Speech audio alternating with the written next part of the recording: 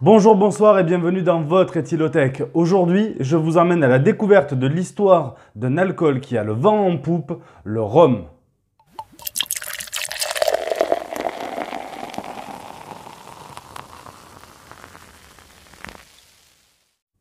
Longtemps décrié et considéré comme un simple ingrédient de mixologie ou autre recette de cuisine, le rhum ne faisait plus partie des boissons préférées des amateurs éclairés de spiritueux. Cependant, il connaît depuis quelques années maintenant un véritable retour en force, permettant également de faire apprécier au plus grand nombre non seulement toute l'étendue de ses saveurs et de ses terroirs, nous y reviendrons, mais également d'entraîner derrière lui des alcools également tombés un petit peu en désuétude, tout comme l'armagnac, le cognac, etc., qui reviennent derrière grâce à cet attrait que le rhum a apporté à nouveau auprès du grand public pour les alcools forts. Pour bien comprendre les origines du rhum, il faut s'intéresser aux origines de son ingrédient principal, la canne à sucre. Cette plante, originaire d'Asie du Sud-Est, Chine-Inde, a été tout d'abord rapportée sur les bords de la Méditerranée par notamment Alexandre le Grand dans ses envies d'expansion, mais également par les peuples arabes. Considérée comme un roseau qui fait du miel sans abeilles, cette plante a connu, depuis sa découverte, une énorme expansion et les hommes se sont servis de son produit, le sucre, à des fins médicinales tout d'abord, et puis commerciales évidemment par la suite.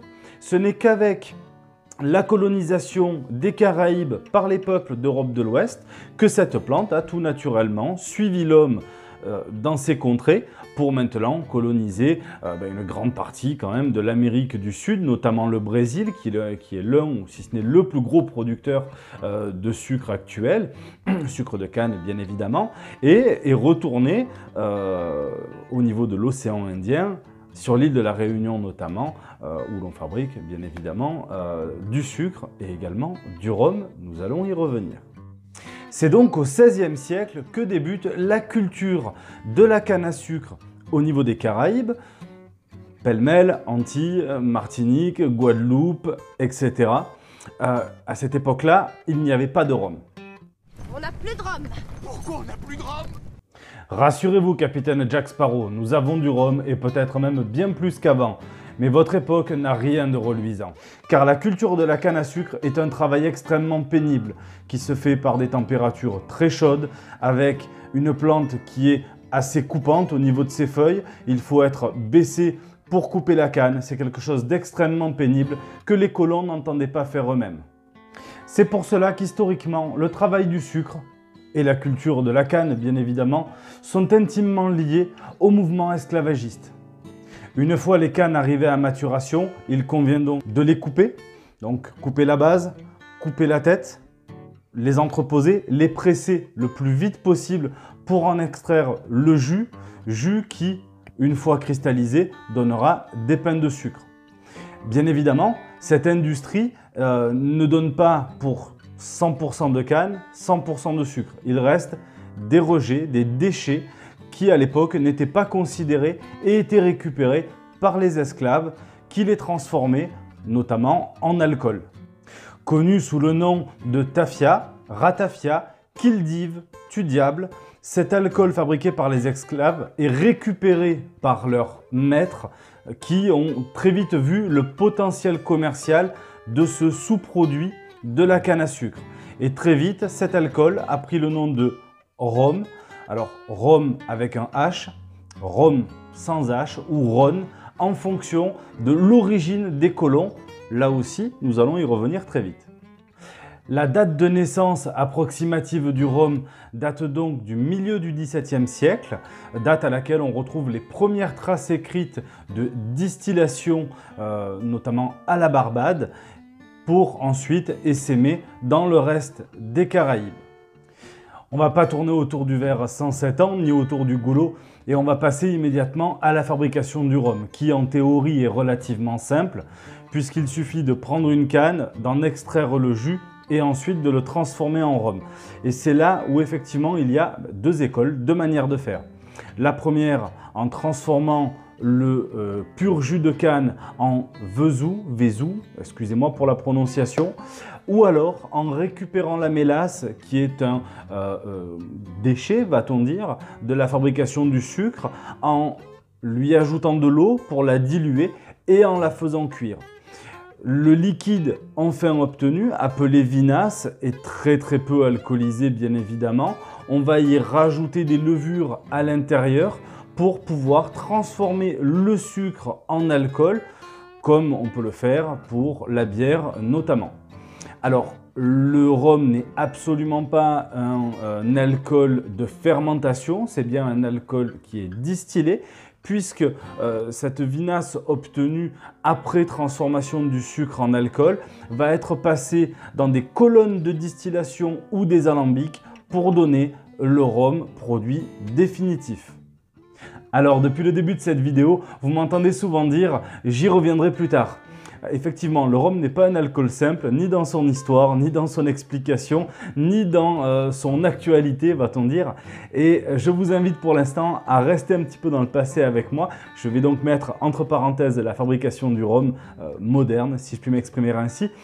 Bien tout simplement pour vous expliquer, pour vous raconter le rhum d'antan, le rhum du XVIIe, XVIIIe siècle.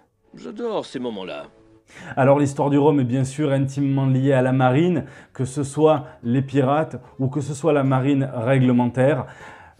Comme tous les alcools que nous pourrions évoquer, ou presque bien évidemment, le rhum a eu un usage médical.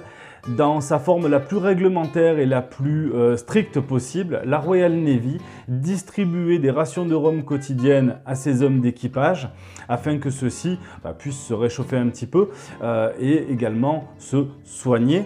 On notera bien évidemment la création, grâce à la Royal Navy, du célèbre cocktail le grog, que tous les malades souffrant d'un rhume connaissent bien, puisque c'est un cocktail qui mélange de l'eau chaude, du rhum, du jus de citron et du sucre, et qui est censé évacuer la maladie.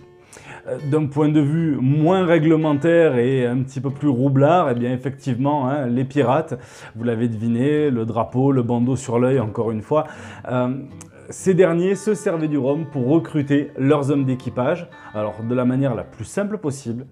Ils invitaient gentiment et très adroitement un marin tout à fait réglementaire, quelle que soit son origine, anglaise, espagnole, française, peu importe, à boire un coup à la taverne, puis 2, puis 3, puis 4, avec une méthode assez rodée, permettant de rendre le marin ivre-soûl sans qu'il s'en aperçoive. Ce dernier, ne pouvant pas se rendre à l'appel des troupes sur son navire, eh bien, était laissé en arrière par son capitaine, qui ne savait pas où il était tout simplement. Et ce pauvre marin, se retrouvant désœuvré dans un endroit qu'il ne connaissait pas, n'avait pas d'autre choix que d'intégrer un navire de pirates bien, pour s'en sortir, pour gagner sa vie et surtout quitter l'endroit où il avait échoué, c'est le cas de le dire. Ce que tu dis n'a aucun sens. Alors revenons au rhum moderne, comme je le qualifierais, donc aux produits actuels que l'on peut trouver chez tout bon caviste ou chez tout bon commerçant revendeur de spiritueux. Il faut distinguer deux types de rhum. Souvenez-vous, je vous parlais précédemment de deux méthodes de fabrication, l'une avec du pur jus de canne et l'autre avec de la mélasse. On va donc distinguer deux types de rhum. Le premier, qualifié de rhum agricole ou rhum habitant, provenant des Antilles, de l'Amérique latine et de l'île de la Réunion. Et le second, qu'on va appeler rhum industriel, mais cette appellation n'est absolument pas péjorative, qui va être un rhum issu de pays à dominance anglaise ou espagnole. Le terroir du rhum dépend donc non seulement de sa localisation géographique, mais non pas par rapport à l'espèce de la plante, à la variété de canne qui pourrait pousser à tel ou tel endroit. Cela n'existe pas, mais plus par rapport à l'origine historique de la boisson, par rapport à l'influence géographique de tel ou tel pays colonisateur, mais également à la méthode de fabrication. Par souci de simplicité, je vais utiliser trois termes, donc le rhum français, le rhum espagnol et le rhum anglais. Alors bien évidemment, je ne fais pas l'apologie de l'esclavage là-dedans, ce sont les dominances qu'il en résulte et cela va me permettre de mieux vous exposer les différences entre ces trois boissons qui sont réunies sous l'appellation rhum. Alors les rhums français, qui vont être produits à base de pur jus, eux vont donner une boisson très aromatique et avec de forts arômes de canne à sucre, bien évidemment, puisqu'on est sur quelque chose qui se rapproche vraiment du produit fini.